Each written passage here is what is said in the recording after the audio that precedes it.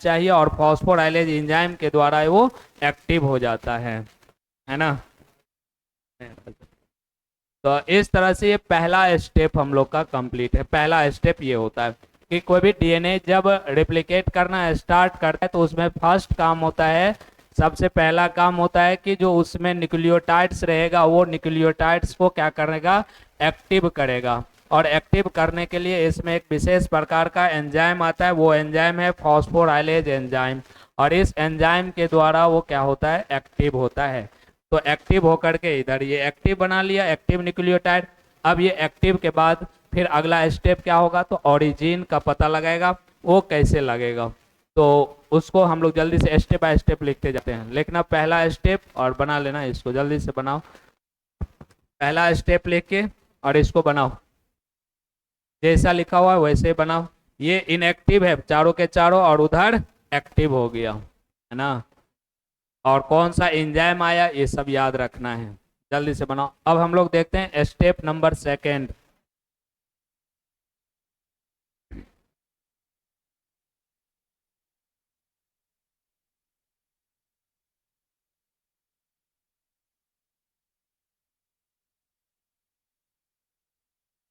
ये first step है।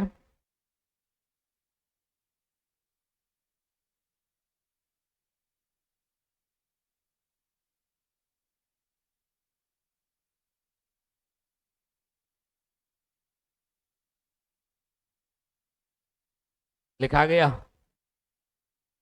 अब स्टेप नंबर सेकेंड लिखते हैं, origin of replication.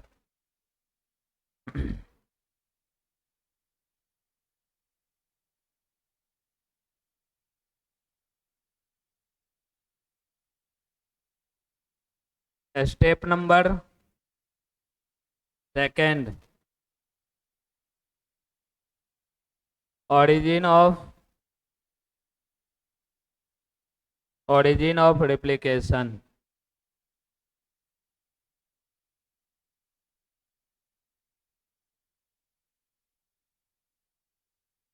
origin of replication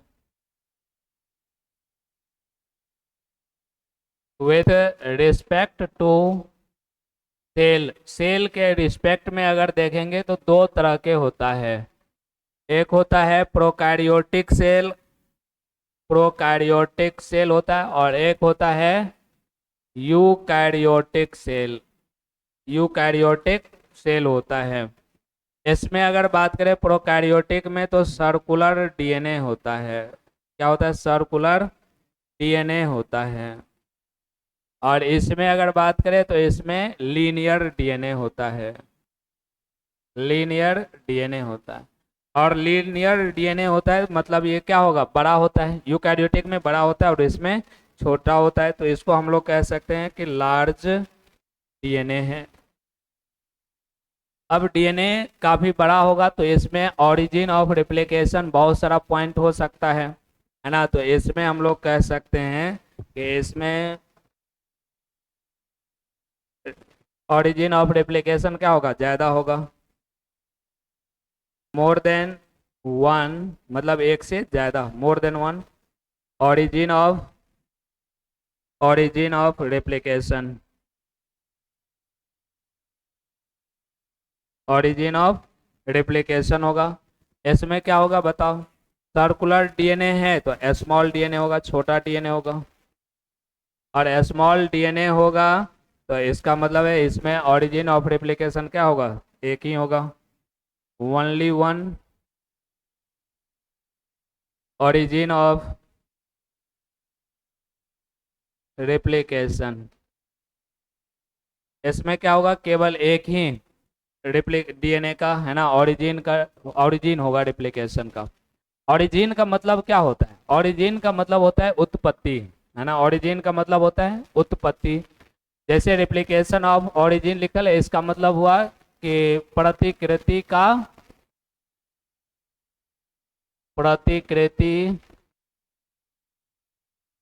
की उत्पत्ति। इसका क्या मतलब हुआ, इसका मतलब हुआ कि अगर डीएनए है, जैसे ये डीएनए है, तो इसमें कोई ऐसा पॉइंट होगा जहां से रिप्लिकेशन स्टार्ट होगा। कोई भी काम स्टार्ट होता है तो इसका मतलब है कि कोई ना कोई ऐसा पॉइंट होगा कहीं ना कहीं जहां से क्या होगा, वो काम स्टार्ट होगा। तो उसी को कहा जाता है ओरिजिन, जहां से वो काम स्टार्ट होगा। तो इसमें क्या स्टार्ट होना है, रेप्लिकेशन डीएनए का। तो कहाँ से स्टार्ट होगा, तो वही बात करें। अगर मान लो कि अगर यूकैरियोटिक, हम लोग को मेन रूप से पढ़ना है किस में, यूकैरियोटिक में। ये तो बस ऐसे बता दिए कि सेल के रिस्पेक्ट में दो तरह के सेल होता है। तो हम लोग को मेन ऊपर में हेडिंग भी लगाए हुए हैं यूकैरियोट्स का, उसमें मेन रूप से देखना है। इसमें बस वैसे ही है ना, समझ लेना है कि प्रोकैरियोटिक सेल है तो इसमें सर्कुलर डीएनए होता है, स्मॉल डीएनए होगा और केवल एक ही ओरिजिन होगा रिप्लिकेशन का। लेकिन यूकैरियोटिक सेल की अगर बात करें तो इसमें क्या होता है कि इसमें लीनियर डीएनए होगा, लार्ज डीएनए होगा। लंबा हम लोग में कितना होता है बताए थे, 2.2 मीटर का होता है, लंबा होता है। तो इसीलिए इसमें ओरिजिन ऑफ रिप्लिकेशन क्या हो सकता है, एक से ज्यादा हो सकता है ना, वही बात इसमें लिखे हुए हैं, ठीक है। तो रिप्लिकेशन जैसे मान लो कि यहाँ से डीएनए का रिप्लिकेशन स्टार्ट होना है, तो यहाँ से ये हो गया इसका क्या, ओरिजिन हो गया। क्या हो गया, ओरिजिन हो गया। तो इसको लिख लेते हैं। इसके आगे फिर क्या होगा, तो अब जैसे अगर पता चल जाए कि यहाँ से डीएनए बनना स्टार्ट होगा, तो इसका मतलब है वहां से डीएनए का स्ट्रांड जो होता है, स्ट्रांड जो होता है वो स्ट्रांड क्या होगा, खुलेगा। अब खुलेगा इसका मतलब है कि जो नाइट्रोजन बेस से जुड़ा होता है, नाइट्रोजन बेस को तोड़ेगा तभी तो खुलेगा। तो नाइट्रोजन बेस को तोड़ने के लिए कौन एंजाइम आएगा, पहले डीएनए के स्ट्रांड को काटने के लिए कौन एंजाइम आएगा, ये सब अगला स्टेप में फिर बात करते हैं। इस स्टेप में इतना ही लिख लो इसको जल्दी से।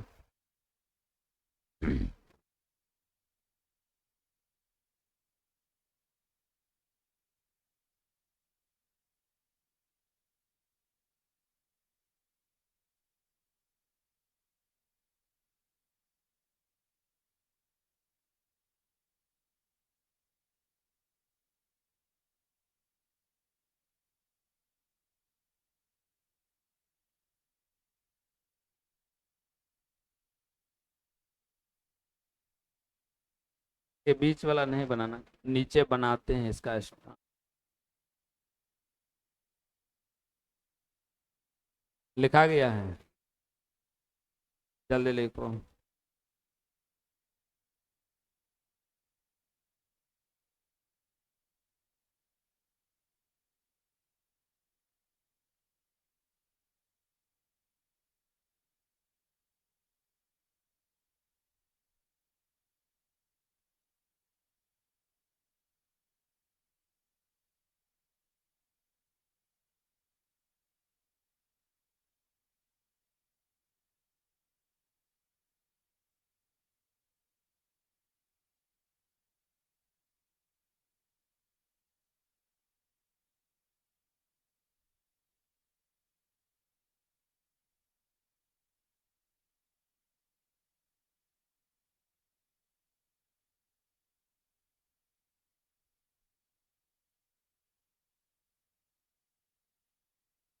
लिखा गया।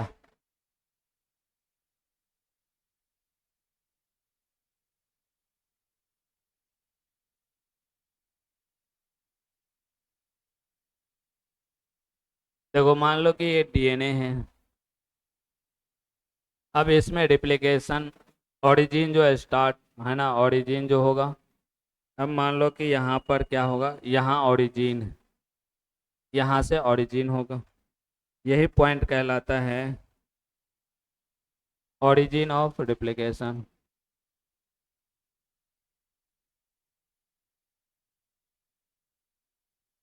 ये पॉइंट क्या कहलाएगा, ओरिजिन ऑफ रिप्लिकेशन कहलाएगा।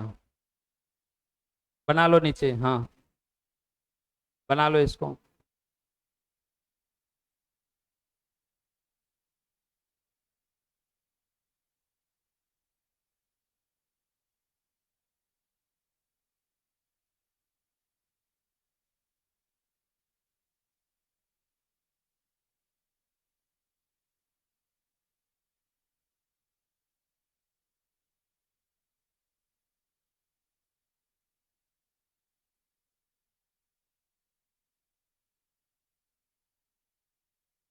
बन गया। अगला देखते हैं, है ना, डीएनए को काटने का अब जरूरत पड़ेगा।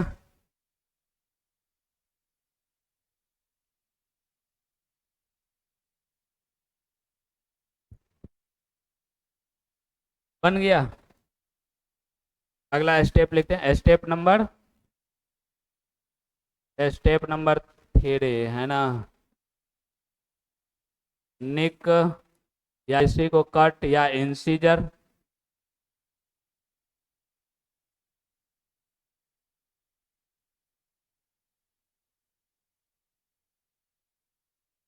Incision,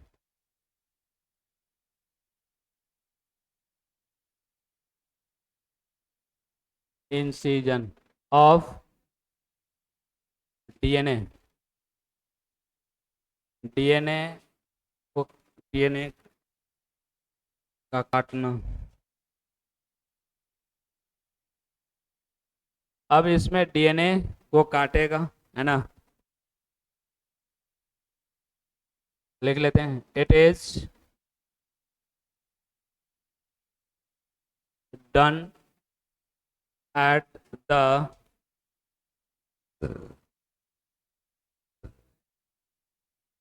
origin of I origin of replication,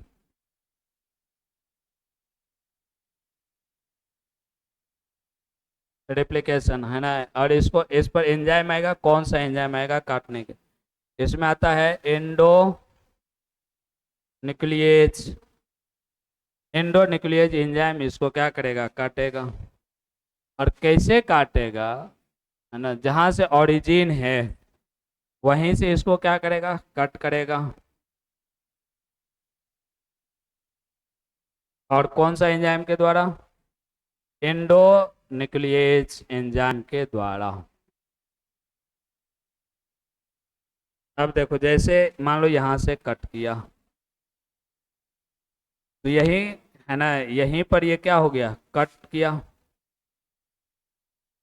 निक हुआ, है ना, मतलब कट किया गया। तो यहाँ जो कट किया, कौन सा एंजाइम के द्वारा कट हुआ, इंडो न्यूक्लियेज एंजाइम के द्वारा कट हुआ। किसके द्वारा, इंडो न्यूक्लियेज। देख लो यहाँ थोड़ा सा, ये न्यूक्लियेज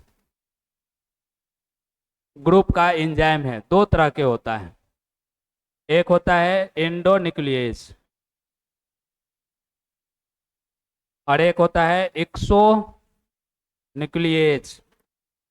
इंडो न्यूक्लियेज जो होता है डीएनए के, डीएनए के बीच से काटता है, बीच से काटता है। और ये जो होता है एक्सो न्यूक्लियेज, एक्सो न्यूक्लियेज होता है ये डीएनए के अंतिम सिरा से, अंतिम सिरा पर, अंतिम सिरा पर काटता है, काटता है। अब बताओ, यहाँ जो लिखे हैं, है ना, कहाँ से काटा है बताओ, बीच से काटा है इसमें कि अंतिम सिरा पर, बीच में। तो कौन सा एंजाइम आएगा, कौन सा, एंडो न्यूक्लियेज एंजाइम। कौन सा एंजाइम आएगा, एंडो न्यूक्लियेज एंजाइम आके इसको काटेगा, वही ना लिखे हैं, एंडो न्यूक्लियेज एंजाइम के द्वारा ये क्या होगा, कट होगा, काटेगा। ठीक है, तो इस स्टेप में यहाँ तक। उसके बाद अगला स्टेप देखते हैं, लिख लो इसको।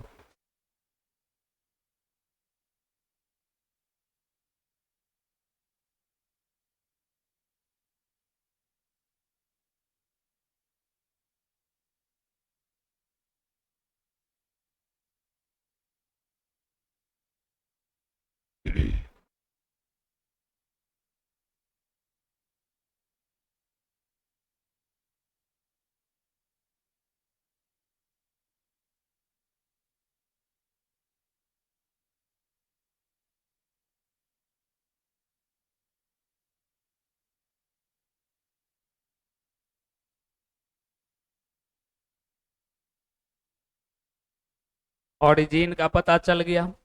ओरिजिन के बाद डीएनए के स्ट्रैंड को काटा, वो पता चल गया। और कौन सा एंजाइम के द्वारा ये कटता है? एंडोन्यूक्लियेज एंजाइम के द्वारा कटता है। एंडोन्यूक्लियेज को एक और कहते हैं, काट रहा है, इसीलिए इसको मॉलिक्यूलर सीजर के नाम से जानते हैं। मॉलिक्यूलर सीजर का मतलब आणविक, सीजर मतलब क्या होता है? कैंची। तो आणविक कैंची कहा जाता है। कैंची इसलिए कहा जाता है कि एंडोन्यूक्लियेज एंजाइम क्या करता है? काटने का काम करता है, इसीलिए इसको मॉलिक्यूलर सीजर के नाम से भी जानते हैं एंडोन्यूक्लियेज को।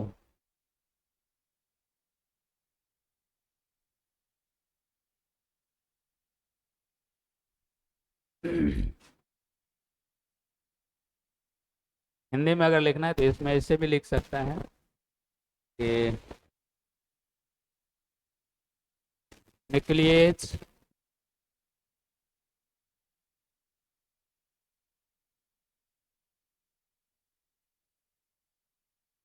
एंडोन्यूक्लियेज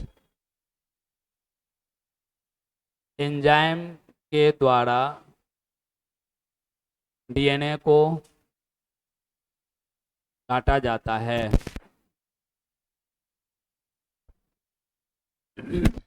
और ये लिख लेना।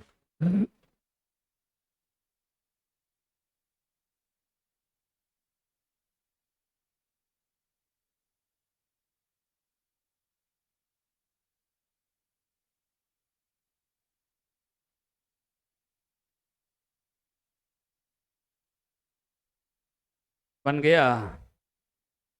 अब देखो, अब जैसे यहाँ स्ट्रैंड खुल गया, स्ट्रैंड खुल गया तो अब क्या होगा? अब इसके अंदर जो न्यूक्लियोटाइड है या नाइट्रोजन बेस के द्वारा जो जुड़ा हुआ है, अब बताओ, ये सब ऐसे जुड़ा होगा ना न्यूक्लियोटाइड नाइट्रोजन बेस के द्वारा, कि नहीं जुड़ा होगा? जुड़ा होगा कि नहीं? ये सब जुड़ा होगा। तो अब जैसे ये खुला, तो इसका मतलब है कि अब इसमें क्या करना पड़ेगा बताओ? न्यूक्लियोटाइड या नाइट्रोजन बेस को अब तोड़ना पड़ेगा। तो नाइट्रोजन बेस को जो तोड़ेगा उसके लिए दूसरा एंजाइम आएगा, वो आता है हेलिकेज एंजाइम, का नाम है हेलिकेज एंजाइम आएगा, या रैप प्रोटीन कहते हैं। वो एंजाइम आएगा और ये जो नाइट्रोजन बेस है, नाइट्रोजन बेस को तोड़ेगा।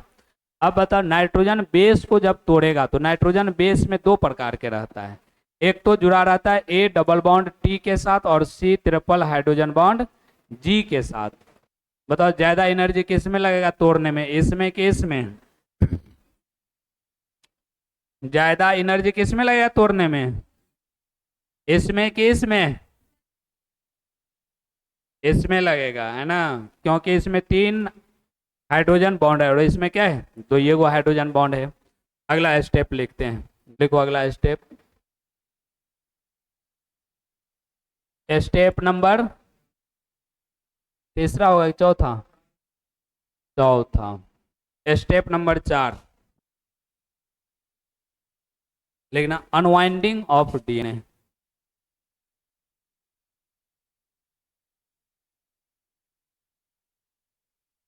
अनवाइंडिंग ऑफ डीएनए मतलब डीएनए का खुलना। अब डीएनए को क्या करेगा? खोलेगा।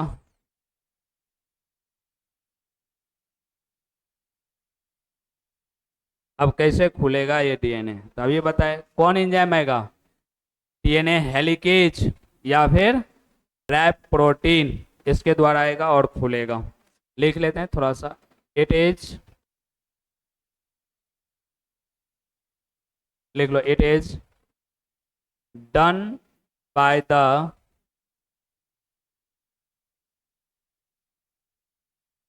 Help of enzyme, help of enzyme DNA helicase, या इसी को बोलते हैं rep protein. Rep protein done by breaking all the breaking all the hydrogen bond, all the hydrogen bond.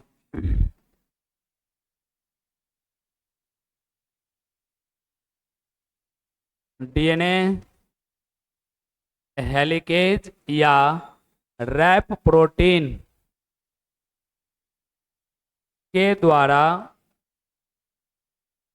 सभी हाइड्रोजन बॉन्ड, हाइड्रोजन बॉन्ड के द्वारा सभी हाइड्रोजन बॉन्ड को तोड़ा जाता है या तोड़ता है, सीधे लिख दे। डीएनए हेलिकेज या रैप प्रोटीन के द्वारा सभी हाइड्रोजन बॉन्ड को तोड़ा जाता है। तो इसमें ये काम करेगा डीएनए हेलिकेज या क्या, रैप प्रोटीन।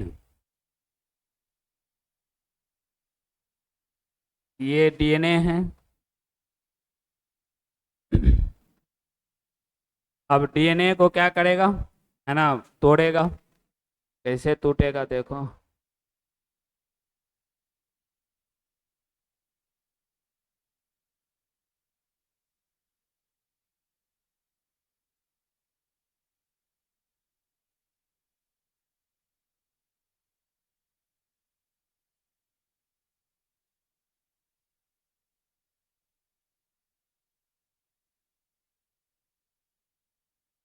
इसके द्वारा अब क्या हो गया देखो, तोड़ा जा रहा है। डीएनए हेलिकेज या इसी को बोलते हैं रैप प्रोटीन, इसके द्वारा अब क्या हो रहा है देखो, तोड़ा जा रहा है। अब ये है ना, तोड़ा जा रहा है इसके द्वारा। या इसको ऐसे भी हम लोग बता सकते हैं कि यहाँ पर इसके द्वारा क्या किया जा रहा है ना, इसके द्वारा तोड़ा जा रहा है। ये क्या है बताओ।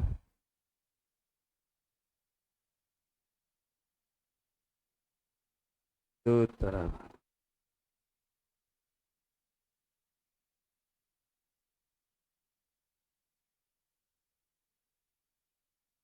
ये हेलिकेज लिख लेते हैं।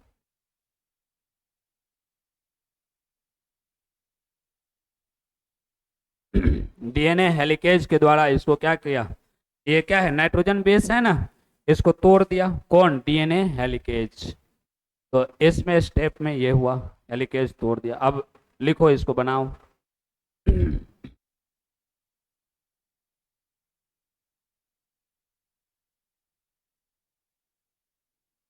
लिखा गया।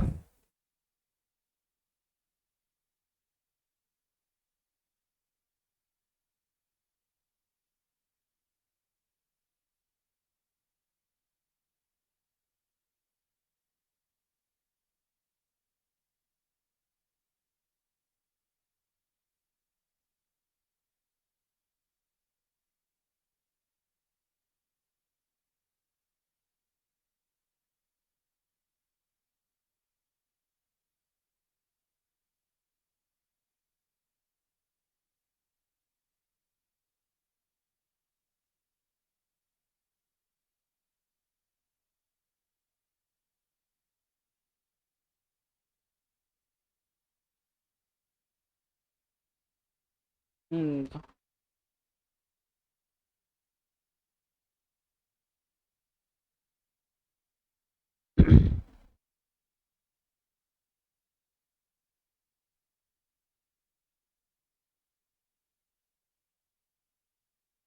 लिखा गया।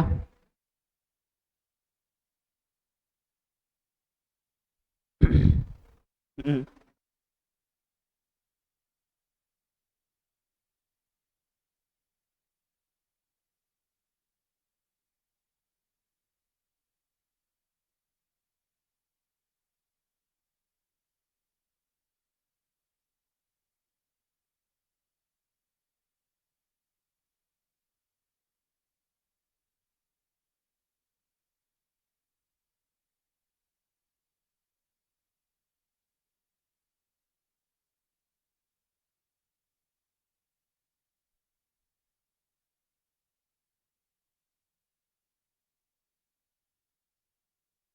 लिखा गया। अब तो बन गया होगा। आगे देखते हैं, ये स्टेप नंबर 4। स्टेप नंबर 5 देखते हैं, बन गया ना। देखो स्टेप नंबर 5।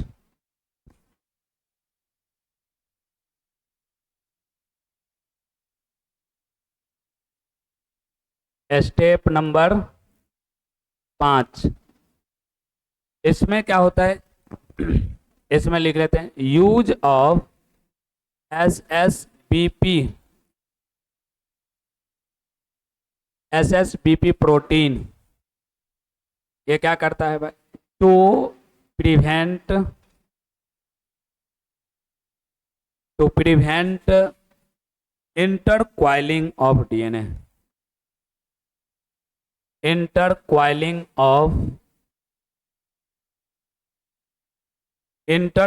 Of DNA. इसका मतलब क्या होता है?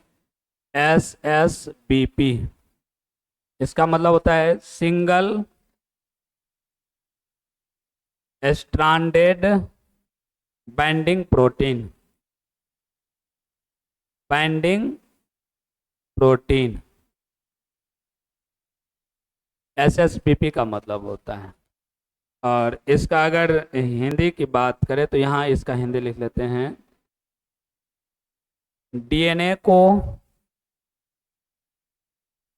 क्वाइलिंग होने से बचाता है। डीएनए को क्या करता है? क्वाइलिंग होने से बचाता है।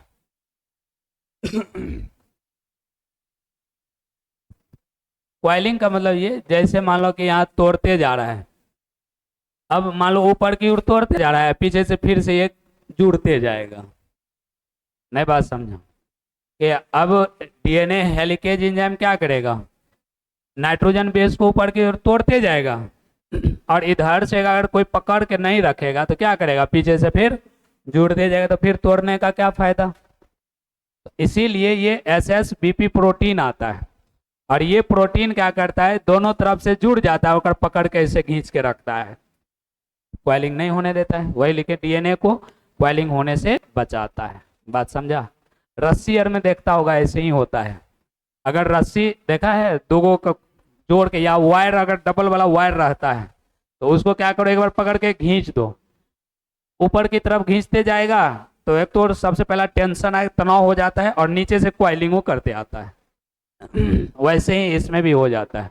इसीलिए इसको रोकने के लिए एक प्रोटीन काम करता है। कौन प्रोटीन काम करता है? SSBP। इसका नाम है सिंगल स्ट्रैंडेड बाइंडिंग प्रोटीन। ये आकर के क्या करेगा? दोनों डीएनए के स्ट्रैंड को पकड़ के रख लेगा, कहेगा अब जुड़ कैसे जुड़ता है, उसको पकड़ के खींचे रहेगा। बात समझ? देखो स्ट्रक्चर बनाते हैं।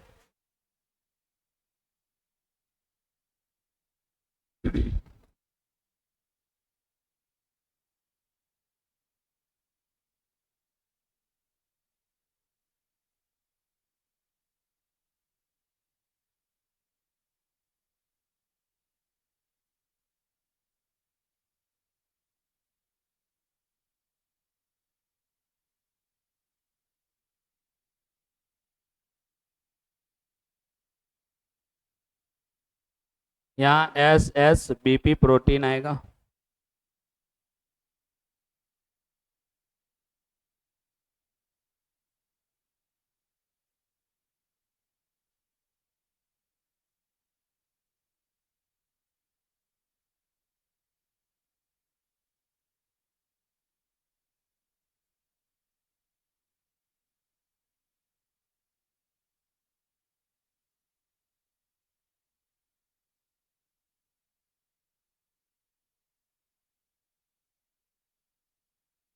अरे हल्ला नहीं करो।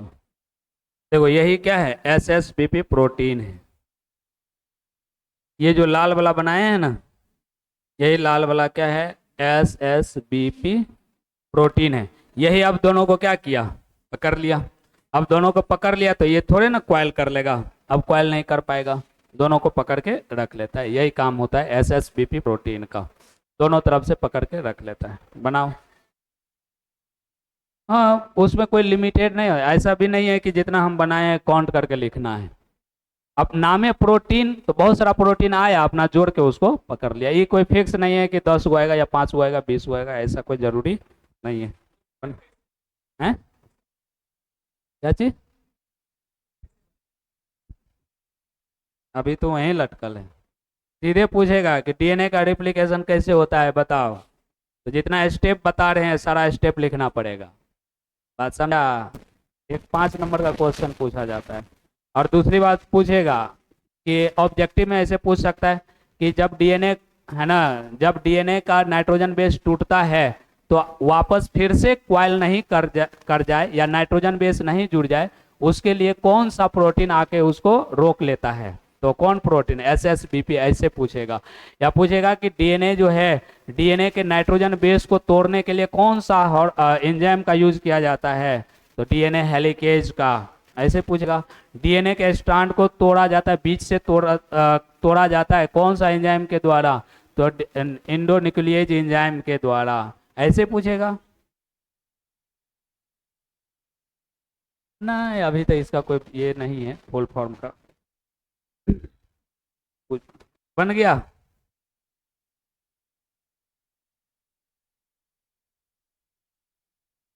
जैसे ही डीएनए रिप्लिकेशन पूछे 5 नंबर में अगर दिखा, तो जो स्टेप फर्स्ट से लिख रहे हैं, पहले तो डीएनए रिप्लिकेशन किसे कहते हैं उसको लिखना है। उसके बाद स्टेप बाय स्टेप शुरू से लेके, पहला स्टेप से लेकर के अभी तक जितना जा रहे हैं सब स्टेप लिखना है। अभी तो 5वां स्टेप है, अभी और बाकी है, लिखते जाओ इसको जल्दी से।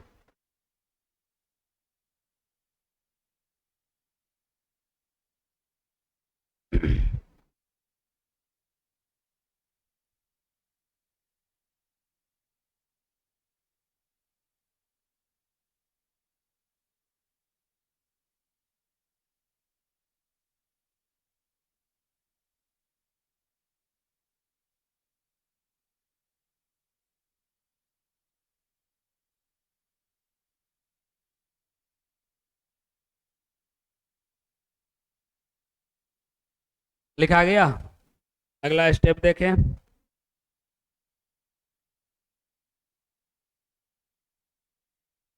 अगला स्टेप लिखते हैं, step number 6।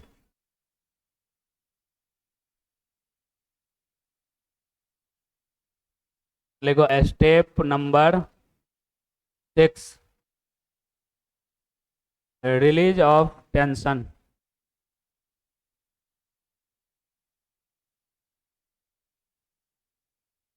Release of tension, तनाव उत्पन्न होना।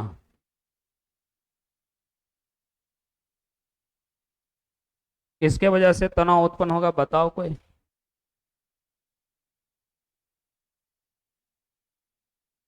नीचे लिख लेना पॉइंट देके। Due to unwinding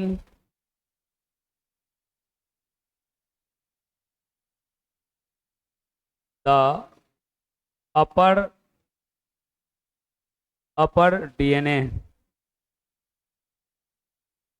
can undergo tension.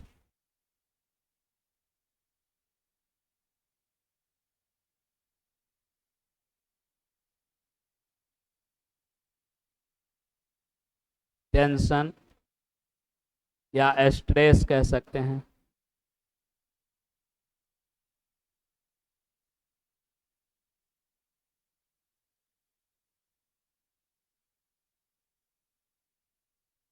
DNA के खुलने के कारण डीएनए के ऊपरी भाग में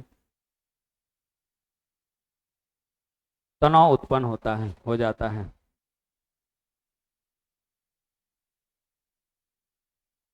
तनाव उत्पन्न हो जाता है। और इस तनाव को दूर करने के लिए कौन सा एंजाइम आता है, डीएनए गाइरेज या टोपो आइसोमरेज, है ना, ये एंजाइम आता है और इसको बंद करता है। To release it topo isomerase, या इसी को बोलते हैं DNA gyrase, DNA gyrase enzyme.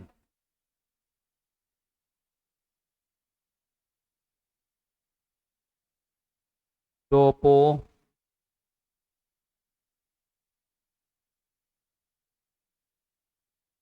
टोपो आइसोमेरेज या डीएनए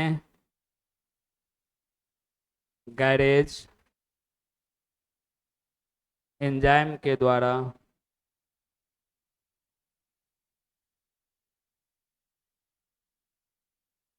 तनाव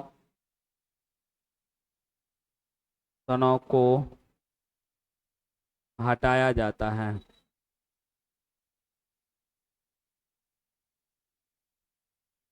तो इसमें क्या होगा जैसे अब बताओ, जैसे खुलेगा, ऐसे पकड़ के मान लो खुल रहा है, तो ऊपर क्या होगा, ऊपर तनाव आ जाता है। रस्सी यार में भी देखता होगा, जैसे पकड़ के खींचो, ऊपर क्या हो जाता है, ऊपर तनाव उत्पन्न हो जाता है, तनाव उत्पन्न हो जाता है। तो वैसे ही डीएनए में भी क्या क्या हो जाता है, ऊपर तनाव उत्पन्न हो जाता है। और जब तनाव उत्पन्न हो जाता है तो फिर तो आगे खुलेगा नहीं, तो उसको तनाव को कम करने के लिए ये एंजाइम आता है टोपो आइसोमेरेज या डीएनए गैरेज। और इस एंजाइम के द्वारा डीएनए का जो तनाव होता है उस तनाव को कम किया जाता है ना। तो इसका स्ट्रक्चर बनाते हैं, कैसे बनेगा।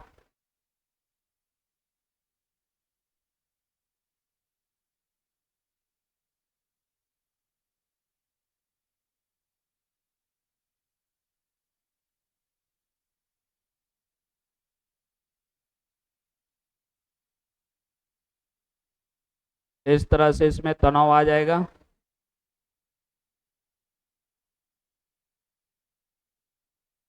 नहीं लग रहा है कि बहुत तनाव है।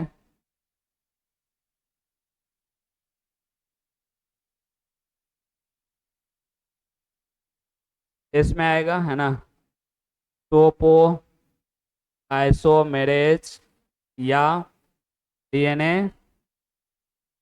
गैरेज। अब इस तनाव को क्या कर देगा, दूर कर देगा।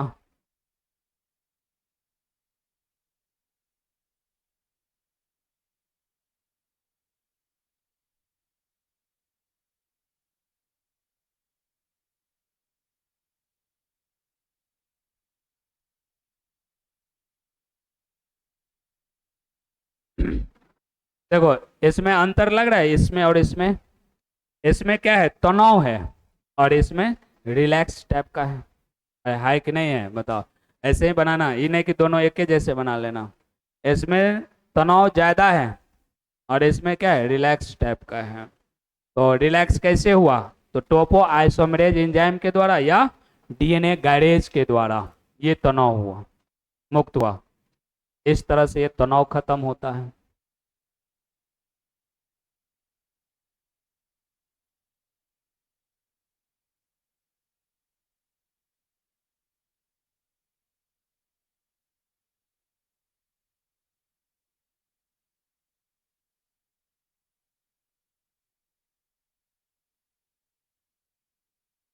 बन गया।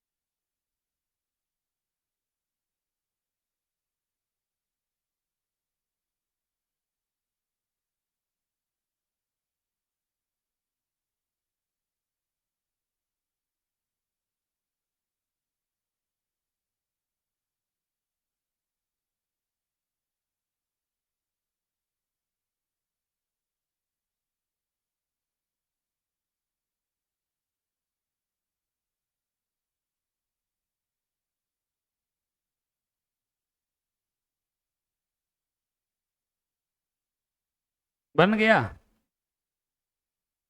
चलो अगला स्टेप नंबर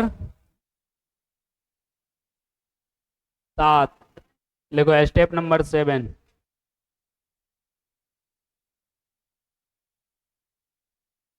लिखो step number 7। Step number 7, formation of RNA primer. Formation of RNA primer. इसका मतलब हुआ कि आरएनए प्राइमर का निर्माण। आरएनए प्राइमर का निर्माण कैसे होता है? आरएनए प्राइमर का निर्माण कैसे होता है? तो इसमें एक एंजाइम आता है आरएनए प्राइमरेज, और उसी आरएनए प्राइमरेज एंजाइम के द्वारा क्या होता है, इसमें आरएनए प्राइमर बनता है। और आरएनए प्राइमर का खासियत ये होता है कि डीएनए के 3 एंड से स्टार्ट होगा। इधर से ध्यान से सुनना, डीएनए के 3 एंड से स्टार्ट होगा आरएनए प्राइमर बनना। और किसके द्वारा बनेगा? तो एंजाइम आता है आरएनए प्राइमरेज, और उस एंजाइम के द्वारा ये बनता है। कैसे बनता है? पहले 1-2 लाइन लिख लेते हैं, उसके बाद लिखो। RNA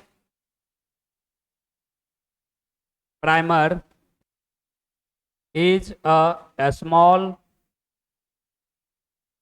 fragment of RNA synthesized of RNA synthesized by the synthesized by the help of enzyme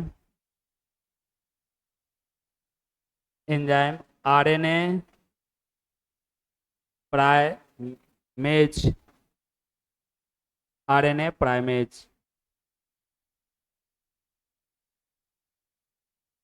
RNA primase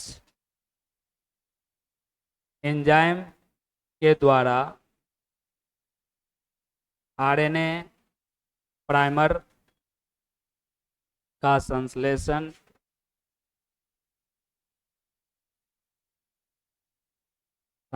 या निर्माण लिख लेते हैं। आरएनए का निर्माण, आरएनए का निर्माण होता है।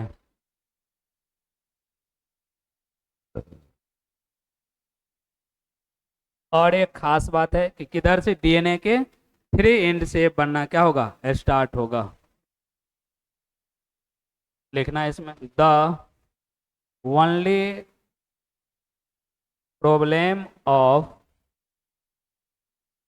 RNA primer is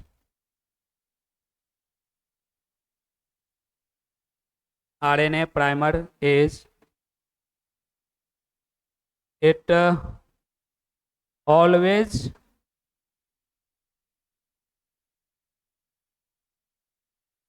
always binds always binds binds only to 3 dice end of DNA।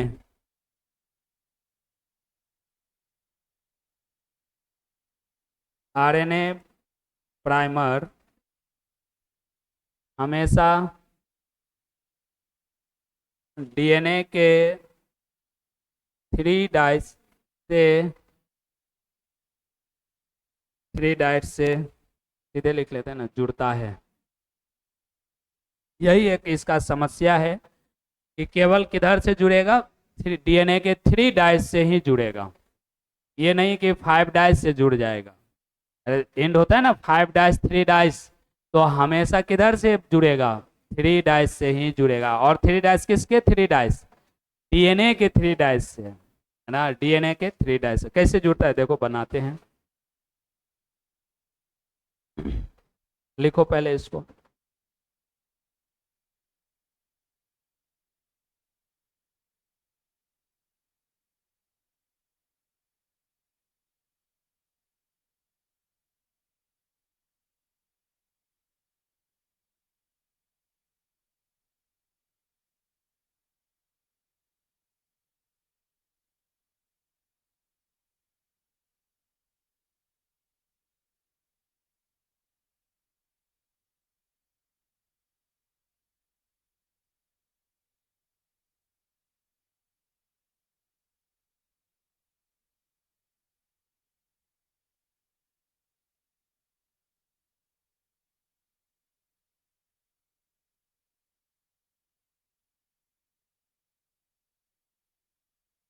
हो गया। अरे लिखा गया। लिखो। देखो इसमें कैसे जुड़ेगा।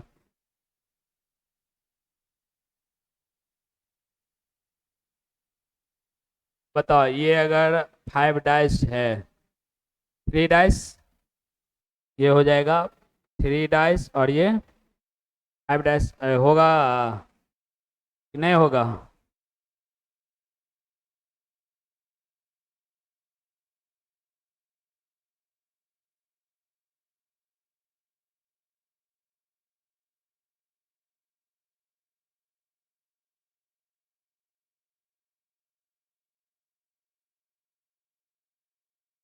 यहाँ कौन एंजाइम आएगा बताओ, RNA प्राइमेज।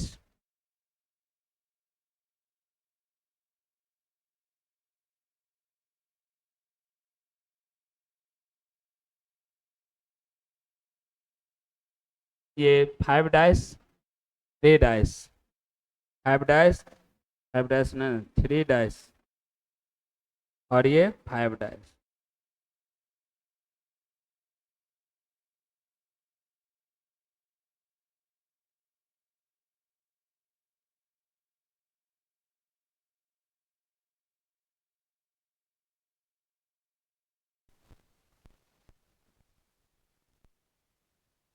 देखो अब ध्यान से इधर देखो। अब इसका जो बनेगा, प्राइमर बनेगा, कौन सा, RNA प्राइमर। अब DNA बनना स्टार्ट होगा। अब बताए थे किधर से जुड़ेगा, देखो DNA के 3 डाइस से। इसका मतलब है किधर से, इसमें, इसमें इधर से बनेगा, और इसमें किधर से, इधर तो 5 डाइस है, तो किधर से बनेगा, ऊपर से, ऊपर से बनेगा। इसका मतलब है इसमें ऐसे बनेगा,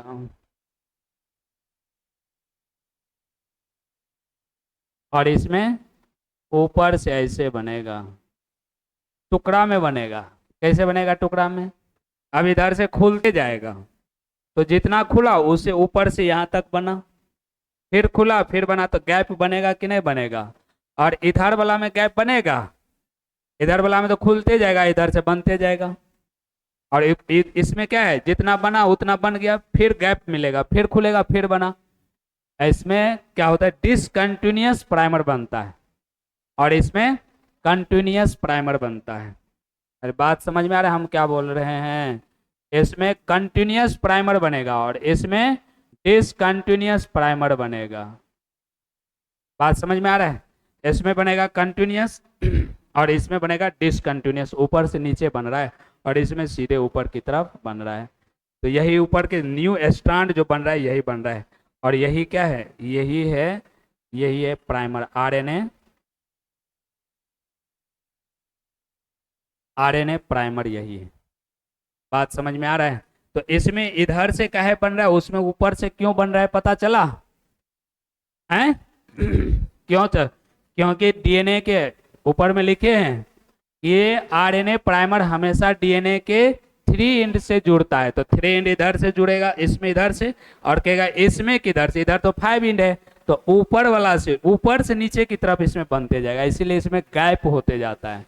तो इसको कहते हैं, है ना, डिसकंटिन्यूअस स्ट्रांड कहेंगे, और इसको कंटिन्यूअस स्ट्रांड या लीडिंग स्ट्रांड कहा जाता है, या लैगिंग स्ट्रांड कहते हैं उसको। जो डिसकंटिन्यूअस होता है उसको लैगिंग स्ट्रांड कहते हैं, और जो कंटिन्यूअस होता है उसको लीडिंग स्ट्रांड कहते हैं। वो आगे लिखेंगे अगला स्टेप में। यहाँ तक समझ में आया। यहाँ मेन बात ये था कि डीएनए के 3 डाइसेड आरएनए प्राइमर का जुड़ना, इधर से और उसमें उधर से जुड़ा। बना लो इसको।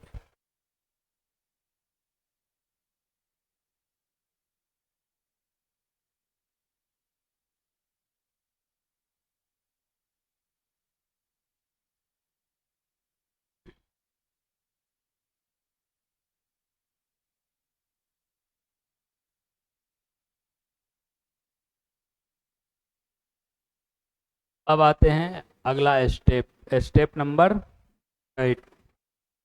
ये 7 था, 8 नंबर देखते हैं क्या होता है। बनाओ इसको पहले।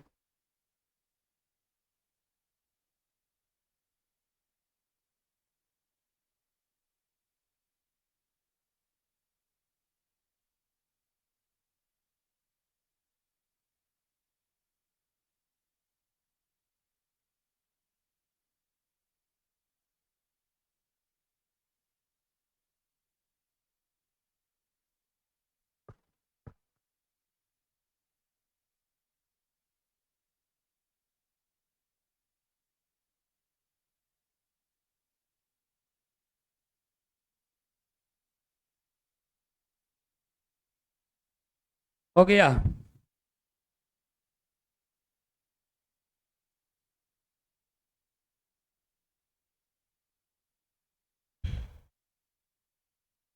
हो गया। अगला लिखो, स्टेप नंबर 8।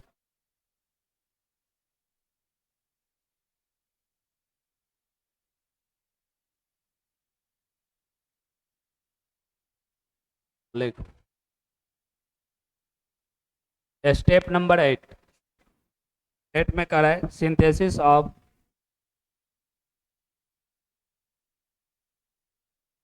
न्यू डीएनए का स्ट्रैंड है ना, synthesis of new DNA strand, new DNA strand.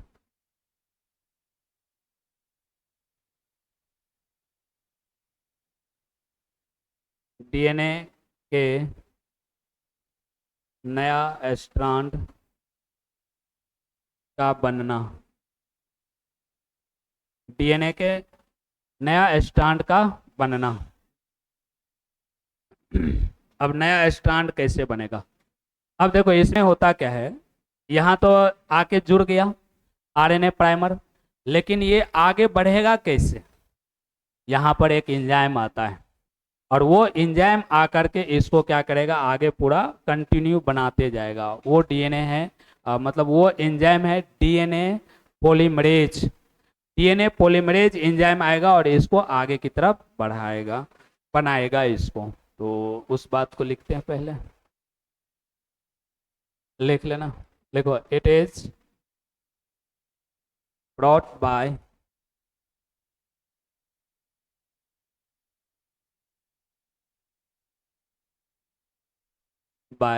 The help of help of help of DNA polymerase, DNA polymerase enzyme. लिख लेना, डीएनए पॉलीमरेज एंजाइम के द्वारा, एंजाइम के द्वारा डीएनए, यहाँ न्यू, नया लिखना, नया डीएनए स्ट्रैंड बनता है।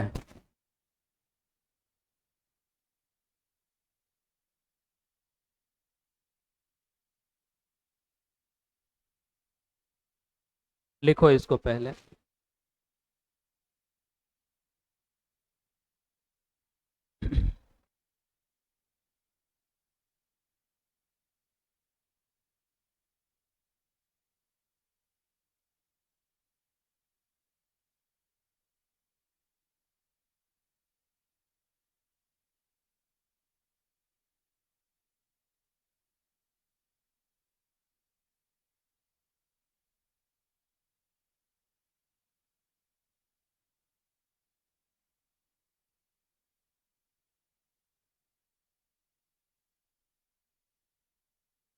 लिखा गया।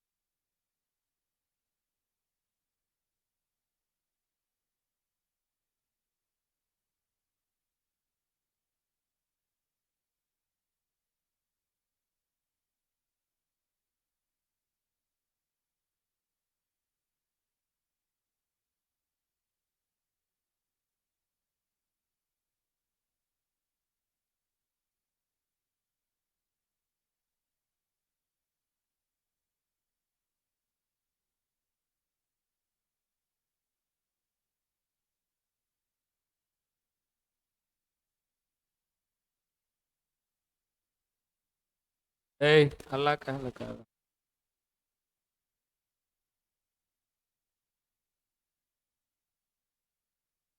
है।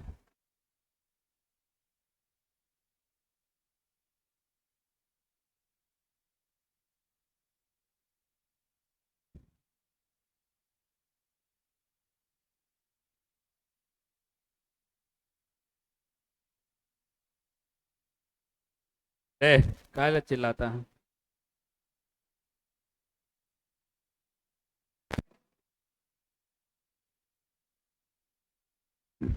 देखो नाम लिखते हैं, नाम लिखते हैं, बताओ तुम्हें लोग बताओ नाम क्या क्या लिखेंगे। देखो ऊपर से सबसे पहले ये क्या बनाए हैं इसको, ये तोड़ते जाएगा नाइट्रोजन बेस को, क्या कहते हैं इसको बताओ। कौन तोड़ेगा नाइट्रोजन बेस को? डीएनए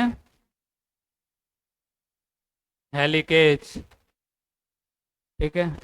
और ये जो दोनों साइड पकड़ के रखेगा इसको क्या है ये? एस एस बी पी, ठीक है। और देखो पुराना वाला जो स्टैंड है उसको टेम्पलेट कहते हैं, क्या बोलते हैं? टेम्पलेट कहते हैं। और उसके बाद देखो इधर देखो, इधर तो ये प्राइमर है, आरएनए, आरएनए प्राइमर। और ये जो बनाए हैं ये क्या है? ये है डीएनए पॉलीमरेज, डीएनए पॉलीमरेज। और ये जो स्टैंड बना हुआ है, ये जो स्टैंड बना है, ये स्टैंड को क्या बोलते हैं बताओ? स्टैंड को कंटिन्यूस, ये कंटिन्यूस ना है, ये स्टैंड को बोलते हैं कंटिन्यूस स्टैंड, या इसी को एक और नाम से जानते हैं लीडिंग स्टैंड कहते हैं, लीडिंग स्टैंड कहते हैं। और इधर देखो, इधर जो ये स्टैंड बना है इस स्टैंड को क्या बोलेंगे? डिसकंटिन्यूस स्टैंड, डिसकंटिन्यूस स्टैंड, या इसी को लैगिंग स्टैंड कहते हैं। क्या बोलते हैं? लैगिंग स्टैंड कहते हैं। बात समझ में आ रहा है? उसके बाद देखो ये जो फ्रैगमेंट बना हुआ है, ये टुकड़ा बना हुआ है ना, ये सब टुकड़ा को कहते हैं ओकाजाकी फ्रैगमेंट कहते हैं इसको। जैसे ये है, ये है, ये है, तीनों टुकड़ा है ना, ये तीनों टुकड़ा को बोलते हैं ओकाजाकी फ्रैगमेंट। क्या बोलेंगे? ओकाजाकी फ्रैगमेंट, ऐसे लिख लेते हैं।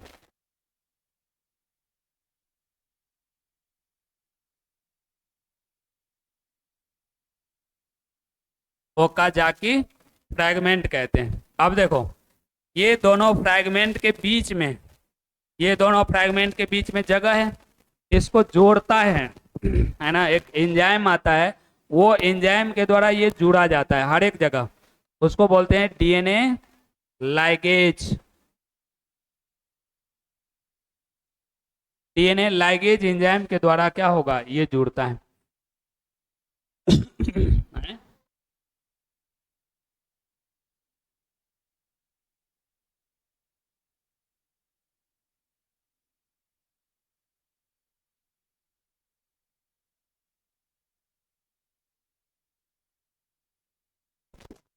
अरे देखो यहाँ क्या लिखे, अभी क्या बोले कि इधर से बनेगा, फिर बीच में गैप होगा, फिर इधर से बनेगा, फिर बीच में गैप, फिर इधर, तो एक छोटा छोटा टुकड़ा हुआ ना, यही टुकड़ा को ओकाजाकी फ्रैगमेंट कहते हैं। बात समझ में आया? अब जब छोटा छोटा टुकड़ा है तो इसको बीच में तो जोड़ना पड़ेगा ना, क्या ऐसे टुकड़े रहेगा? जोड़ना पड़ेगा। तो उसको जोड़ने के लिए एक एंजाइम आता है डीएनए लाइगेज, और डीएनए लाइगेज एंजाइम के द्वारा ये जोड़ा जाता है। अरे बात समझ में आया? है, डीएनए लाइगेज एंजाइम के द्वारा क्या करेगा? जोड़ा जाता है। अब बताओ ऊपर में इसमें क्या होता है, यहाँ पर एक एंजाइम आता है, जो एंजाइम इस टेंशन को दूर करता है। कौन सा एंजाइम आता है? कौन सा एंजाइम आके इसको दूर करता है? टोपो आइसोमेरेज या डीएनए गैरेज, ये एंजाइम आके इसको क्या करता है? दूर करता है। अब अगर मान लो कि इसको हम अलग से बनाएं, अब इसको अलग से अगर बनाएं, इसको बनाएंगे तो इसमें तो कोई दिक्कत है नहीं, क्योंकि कंटिन्यूअस बन रहा है। इसका मतलब है ये तो पूरा का पूरा ऐसे रहेगा, 5 डैश 3 डैश 3 डैश 5 डैश, तो इसमें तो कोई दिक्कत है नहीं। दिक्कत है किस में? इसमें। तो इसको पहले चिल्लाता है,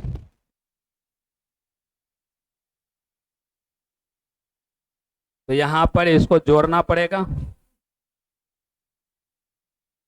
अरे जोड़ेगा, और जोड़ने के लिए कौन एंजाइम आएगा?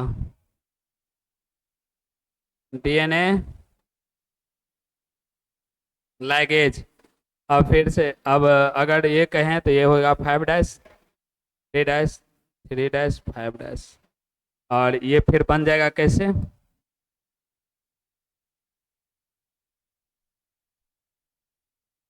ये बन गया, ये हो जाएगा 5 डैश।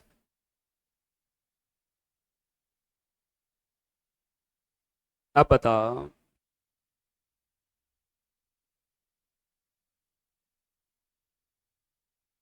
ये क्या है, कौन सा? Leading DNA.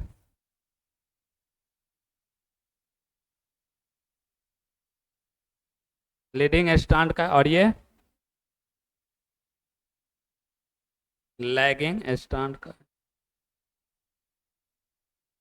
लैगिंग स्ट्रैंड का है। तो बताओ, हम लोग का जो मेन टारगेट था, टारगेट पूरा हुआ कि नहीं हुआ, बताओ? अरे यही ना बनाना था, यही बनाना था, तो मेन हम लोग का बन गया 2 गो। बताओ, इतना स्टेप था, तब जाके के ये डीएनए बनता है।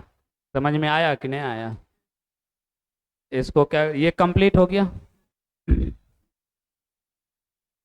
बनाओ, इसको बना लो, उसके बाद नीचे वाला बनाना।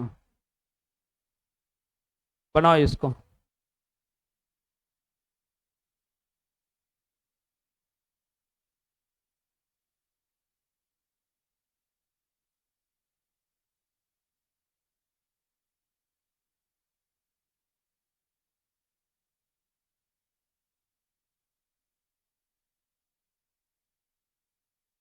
रहने देते आज यहीं तक, अगले क्लास में इससे आगे लिखेंगे, ठीक है? आज यहाँ बना लो पहले इसको, उसके बाद आगे।